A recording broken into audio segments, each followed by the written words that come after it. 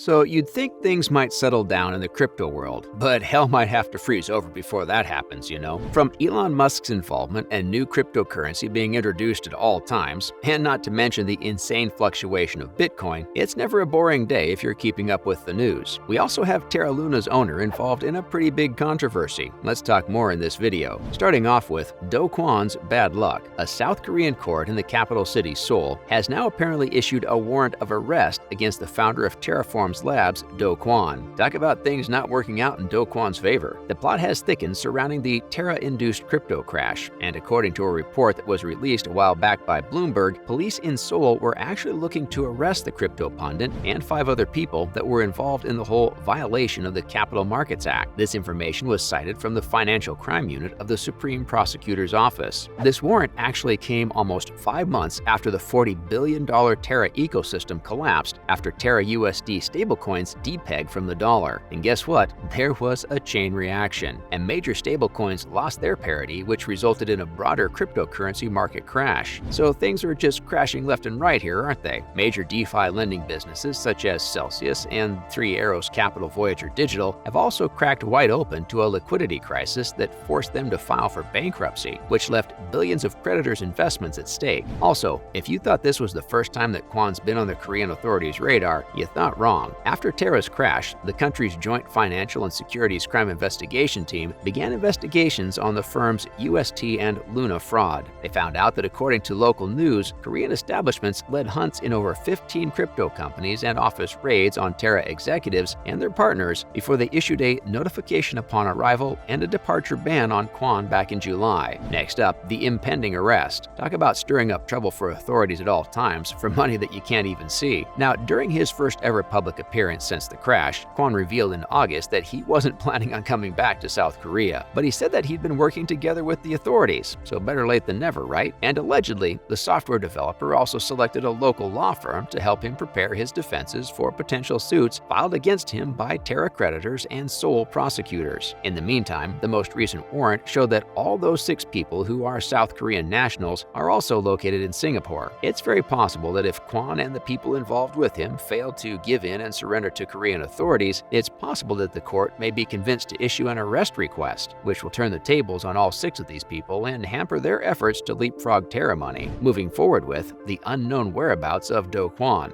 Do Kwon maintains that he's not on the run, but the prosecutors have been countering it pretty much since this statement came out. As you know, the previous week has been filled with activity for the founders of the now obsolete Terra system. From arrest warrants to charges of evasion, Do Kwon and his 5 other comrades have been in the thick of it in recent times. And in the most recent developments in this already crazy story, the South Korean authorities have come for the founder once more over his most recent declarations. Only last week, news spread that the South Korean government had at last issued arrest warrants for Terra founder Do Kwon and others who were involved in the $60 billion crash. Police have also said previously that they've been incapable of locating the founder after he'd left South Korea for Singapore because of Terra having a base there. Since then, the location of Do Kwon and his connections remain to be unknown. Let's learn more about who's on the run. So the man and his 5 musketeers are nowhere to be seen, and Do Kwon said that he isn't on the run. The math ain't mathing here. Because Kwon responded to these accusations that he was trying to run away from the arrest by the authorities, as he took to his Twitter and assured people that he was in no way on the run and they were constantly working with South Korean authorities. But the South Korean replied to these claims saying that they weren't correct. A local reporter in South Korea noted that the prosecutors explained they were in no way working with the founder. In fact, he'd been on the run since the network had first bent out of shape. Prosecutors also clarified that it was Kwon's refusal to work with the authorities that had been the reason behind the issuance of arrest warrants for the founder and 5 other people. Coming up, Terra nosedives. Of course, a lot of things are feeling the heat of this most recent controversy, including Terra Luna. The last week hasn't been easy for it as its price dropped all of a sudden, and the impact has been pretty prominent on both digital assets from the network, Luna and LunC. According to Luna, LunC has handled this collapse better during this trying time. In 7 days alone, Terra, Luna, the rebooted token after the Terra crash, lost more than half of its total value. And faring a little better, LunC lost 32.7% in the same duration. Even though the Terra crash and LunC lost more than 99% of its value in a matter of a few days, it still enjoys enormous support from crypto investors. Thanks to that, the token's price has recovered very nicely and is trading at $0.000272. With this, Loon C at the moment features in the 31st spot on the list of largest cryptocurrencies by market cap. So it's a big deal that these tokens have maintained their value despite the shockwave that's gone through the entire system due to Do Kwon's recent adventures. To get a bit more technical, Terra's price right now is $2.57, and with an entire supply of a little over 127.47 million, the market cap of the cryptocurrency is $327.5 million.